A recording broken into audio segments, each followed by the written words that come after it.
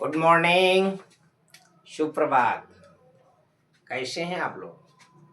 आशा कर रहा हूँ बहुत अच्छे होंगे। मैजिक स्टडी यूपी में आप सभी लोगों का छंदों की कक्षा में मनीष सर के द्वारा तहे दिल से स्वागत अभिनंदन है। आज हम आप लोगों को एक ऐसा सूत्र बताने वाला हूँ जिसके माध्यम से छंदों के गढ़ों की पहचान कर सकते हैं। तो सबसे पहले आप उस छंद के सूत्र को समझेंगे और उसको साथ ही में लिखते रहेंगे। इसलिए क्लास में आने से पहले कॉपी और पेन साथ में लेकर आइएगा।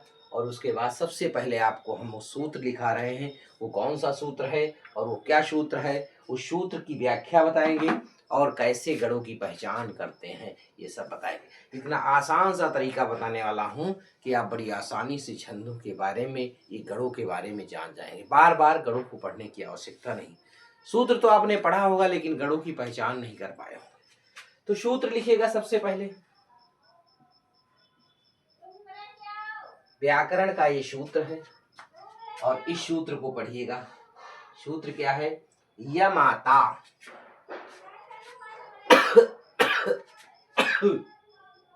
यमाता यमाता राज। सूत्र पढ़ते रहिएगा। यमाता राज राजभानस लगा। यमाता राजभानस लगा। कितने वर्ण है? 1 2 3 4 5 6 7 8 8 वर्ण है। तो ये 8 गढ़ होते हैं आपके। तो ये 8 गढ़ हैं। इन 8 गढ़ों की पहचान करना आपको बताने वाला हूं कि ये 8 गढ़ों की पहचान आप लोग कैसे करेंगे। बहुत आसान सा तरीका इन गढ़ों का बताने वाला हूं और इन गढ़ों के बारे में तो सबसे पहले आप लोग समझ लीजिएगा। सबसे पहला पॉइंट आपके पास आता है, इनमें 3-3 का पेयर बनता है। 3-3 अक्षरों का पेयर बनेगा और उसी को हम क्या कहेंगे? गढ़ कहेंगे। तो पहला आपका आएगा यमाता। यमाता, इसको क्या कहते हैं? यगढ़। यग और अड़, इसको क्या कहते हैं? यगढ़ कहते हैं। और इस यगढ़ में कौन कौन से वर्ण, कितनी मात्राएं आती हैं? तो पहला लघु होगा, फिर गुरु होगा, फिर गुरु होगा। तो यानी ये यगढ़ की मात्राएं हैं। अब इसके बाद ये या छूट जाएगा। इसके आए माता, मातारा। तो क्या है आपका? मातारा। ये आपका हो गया मगढ़। क्या बना आपका रूप? मगढ़। तो इसमें क्या होंगे? तीनों गुरु होंगे, जिसको आप अंग्रेजी का यश कहते हैं। अगर ऐसा लिखा मिले तो ये समझ जाइएगा ये मगढ़ है। फिर क्या आएगा? ताराज। क्या है आपका? ताराज। वो ध्यान से समझते रहिएगा। ताराज। ताराज को कहते हैं तगड़। क्या कहते हैं? तगड़। इसमें 2 गुरु होते हैं, 1 लघु होता है। ये ताराज की मात्राएं हैं। इसके बाद आएगा आपका राजभा। क्या आएगा? राजभा। क्या बना आपका? राजभा। इसको कहते हैं रगड़। इसको क्या कहते हैं? रगड़ कहते हैं। तो इसमें क्या बनेगा आपका रूप? गुरु, लघु, गुरु। ये आपका रूप बन गया, ताराज बन गया। फिर इसके बाद आया आपका राज, ताराज बन गया, राजभा बन गया। अब आया जभान। जभान आपका अगला रूप बना जभान यानी जगड़। क्या रूप बन गया? जगड़। तो जगड़ में क्या क्या होता है? बहुत ध्यान से समझिएगा। 1 गुरु, फिर लघु, फिर गुरु। ये हो गया जगड़। और इसके बाद क्या आया? जभान के बाद भानस। क्या बना आपका रूप? भानस। भानस को कहते हैं भगड़। भगड़ में क्या होता है? 1 गुरु होता है, 2 लघु होते हैं। ये मात्राएं। भानस तक हो गया। फिर अगला आपका आ गया नशल। नशल। नशल में, नशल को कहते हैं नगढ़ और नगढ़ में तीनों लघु मात्राएं होती हैं। फिर नशल के बाद आया शलगा। शलगा। शलगा में क्या होता है? ये सगड़ कहा जाता है। क्या कहा जाता है? सगड़। और इसमें क्या होता है? गुरु, गुरु, लघु, लघु और गुरु, ये मात्राएं होती। ये यमाता राज भानस शलगा, ये सूत्र है आपका। या माता राज भाने शलगा, या से यगड़, मा से मगड़, ता से तगड़, रा से रगड़, जा से जगड़, भा से भगड़, ना से नगड़ और सा से शगड़। अंत में लघु और गुरु होता है। लघु और गुरु होता है। लघु का मतलब लघु और गा का मतलब गुरु होता है। ये सूत्र जब आप पढ़ लेंगे तो किसी पंक्ति में जब आप पहचानेंगे, मात्राओं को पहचानेंगे, तो आपको पता चल जाएगा यहाँ पर जगड़ है कि भगड़ है कि रगड़ है कि नगड़ है। ये इतना आसान है और इसको लिखते रहिएगा। जल्दी से जल्दी नोट्स करो, फिर आगे बढ़ते हैं।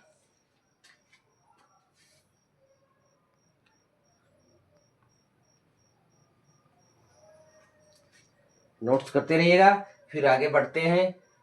इस सूत्र की बात थोड़ा और बता दें आपको, सूत्र के बारे में इस व्याख्या बता दें सूत्र की, इस सूत्र का विस्तार बता दें आपको। हो गया, आगे बढ़ते हैं। छंदों में एक और चीज पूछी जाती है बार बार और उसी जगह पे सब लोग फंस जाते हैं या रुक जाते हैं। इंपॉर्टेंट चीज वो भी है और थोड़ा उसको सूत्र लिख लीजिएगा। सूत्र लिखा ना हो तो जल्दी लिखो।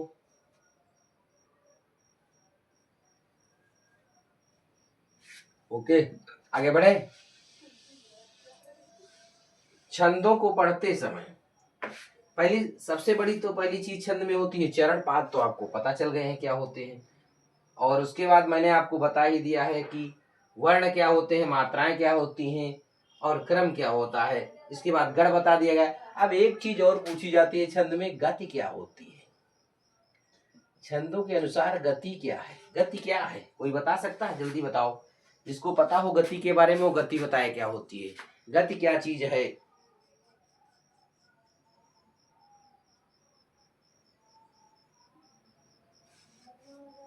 कोई बताएगा?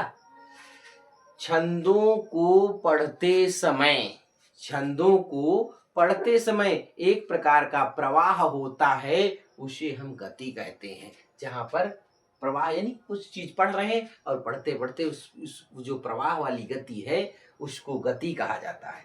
छंदों में गति की आवश्यकता जरूर पड़ती है। और क्या होता है छंदों में? अगला पॉइंट आता है आपका विराम।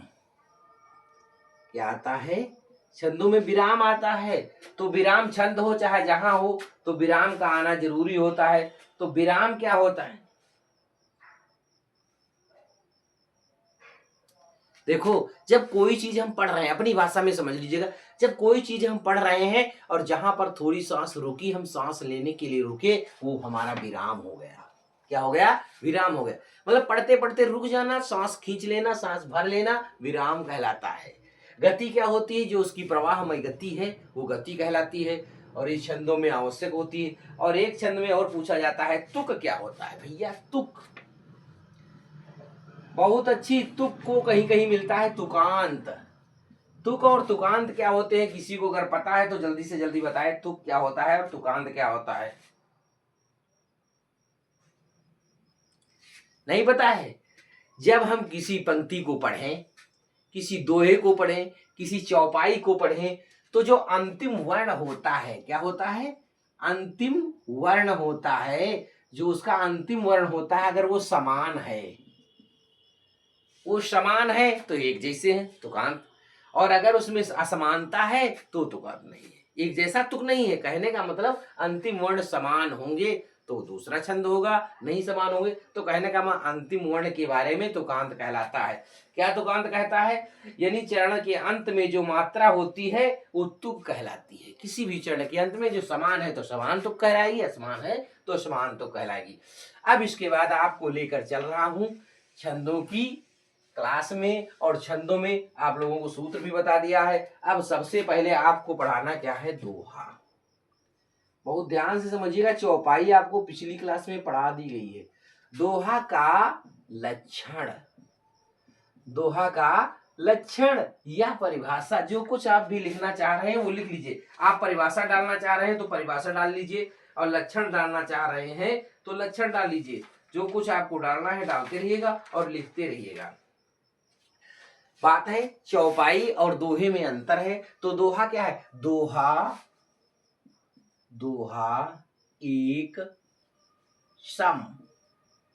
दोहा एक, दोहा एक सम नहीं है, याद रखना। दोहा क्या है? दोहा एक अर्ध, अर्ध मात्रिक, अर्धमात्रिक छंद है। दोहा एक अर्धमात्रिक छंद है। बहुत ध्यान से परिभाषा में सब कुछ लिखा है। अगर क्लास समझ में आ रही है तो चैनल को सब्सक्राइब करते रहेगा, लाइक करते रहेगा और दोस्तों को शेयर करते रहेगा और कमेंट भी लिखते रहेगा। तो दोहा एक दोहा एक अर्ध सममात्रिक छंद है। दोहा एक अर्ध सममात्रिक छंद है। कुछ डिस्टर्ब हो गया, दोहा एक डिस्टर्ब कहाँ चला, ये आ गया। दोहा एक अर्ध सम मात्रिक छंद है। इसके 4 चरण होते हैं। यानी दोहे के 4 चरण होते हैं। दोहा एक अर्ध सममात्रिक छंद है और दोहे इसके 4 चरण होते हैं। और बहुत ध्यान से लिखिएगा, दोहे के पहले व तीसरे चरण में 13 मात्राएं होती हैं। क्या होती हैं?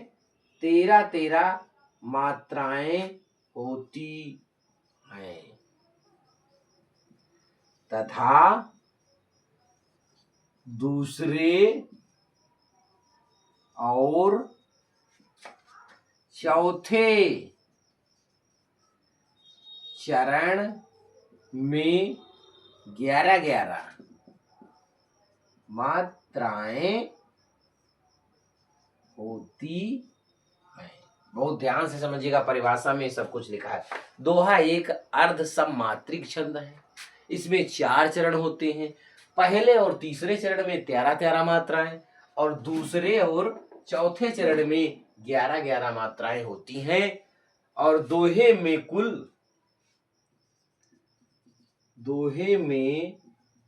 कुल 48 मात्राएं होती हैं।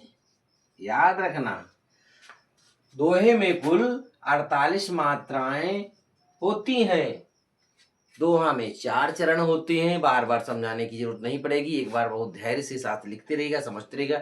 4 चरण होते हैं और दोहे के पहले और तीसरे चरण में 13 मात्राएं होती हैं। दूसरे और चौथे चरण में 11 मात्राएं होती हैं और कुल मिलाकर दोहे में कितनी मात्राएं होती हैं? 48 मात्राएं होती हैं। तो अब दोहे का उदाहरण लिखोगे तो समझ जाओगे। उदाहरण लिखने से ही आपको पता चल जाएगा कि क्या परिभाषा होने वाली है। तो दोहा आपको जो याद हो वो लिख दीजिएगा। मात्राएं, चलो मैं लिख रहा हूं। रही मन पानी राखिए, रही मन पानी राखिए, रही मन पानी राखिए, बिनु पानी सब सून, बिनु पानी सब सून। रही मन पानी राखिए, बिन पानी सब सून। पानी गए न उबरे, पानी गए न उबरे, मोती मानुष चून। आ गया तुकांत। तुकांत का मतलब समान वर्ण आ गए। आप समझ लीजिएगा। दोहे के एक ट्रिक लिख लीजिएगा, बहुत अच्छी सी ट्रिक है, TRICK। ये ट्रिक है, ट्रिक लिख लो। दोहे के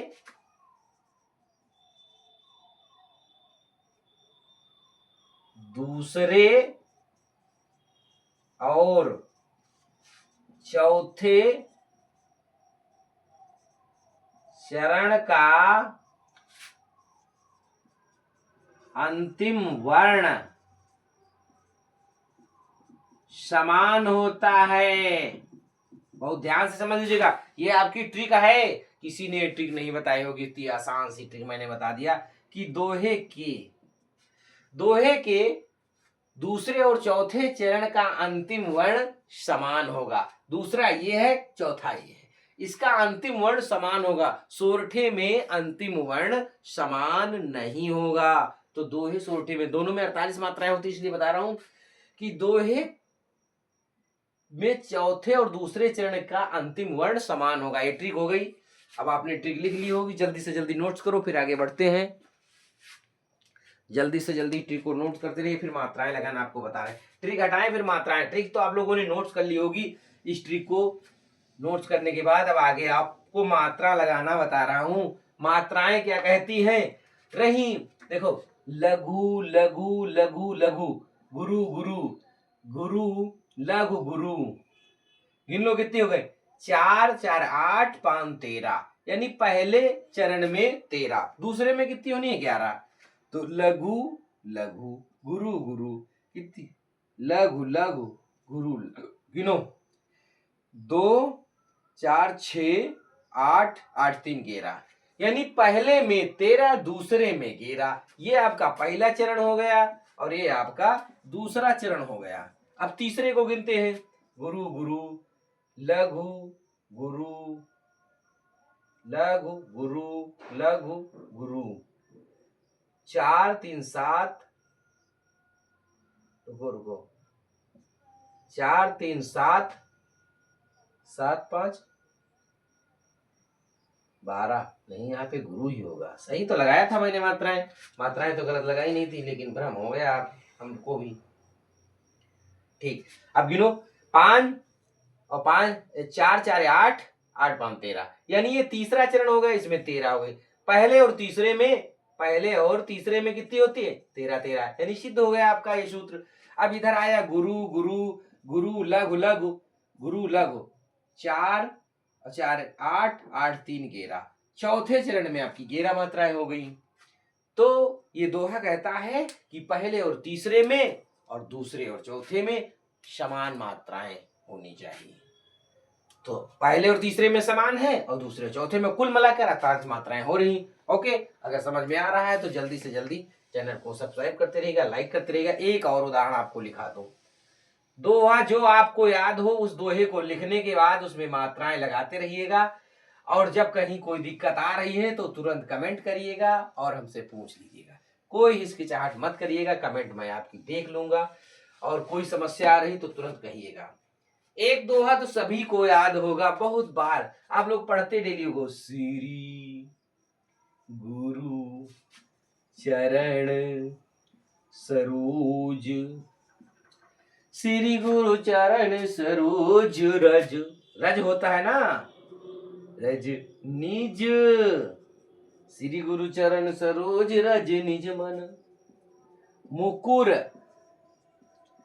मुकुर सुधारे। किसी भी दोहे पे वो ट्रिक लगाओगे लगेगी। श्री गुरु चरण सरोज रज निज मन, मुकुर सुधार। और बरनऊ रघुवर, बरनऊ रघुवर बिमल जस, बिमल जस, बिमल जस जो दायक फल चार, जो दायक फल चारे। बहुत ध्यान से समझिएगा। ट्रिक क्या थी? दोहे के दूसरे और चौथे चरण का अंतिम वर्ण समान होगा। अंतिम वर्ण समान है, जबकि पहले और तीसरे का अंतिम वर्ण असमान है। ये ट्रिक किसी भी दोहे में लगाओगे लगेगी। अब इस दोहे में आप लोगों को मात्राएं लगानी है और मात्राएं लगा करके सिद्ध करना है। और कोई समस्या आ रही है तो तुरंत कहिएगा। और बहुत आसान सा तरीका आपको अगर लग रहा है तो दोस्तों को शेयर करके, कमेंट करके, लाइक करके चैनल को सब्सक्राइब कर दीजिएगा। अगर आप लोग चैनल को सब्सक्राइब करते हैं तो हमें बहुत अच्छा और आनंद की कुछ खुशी महसूस होती है। ओके, और पढ़ाने में भी अनुभूति मन लगने लगता है। Okay, bye bye.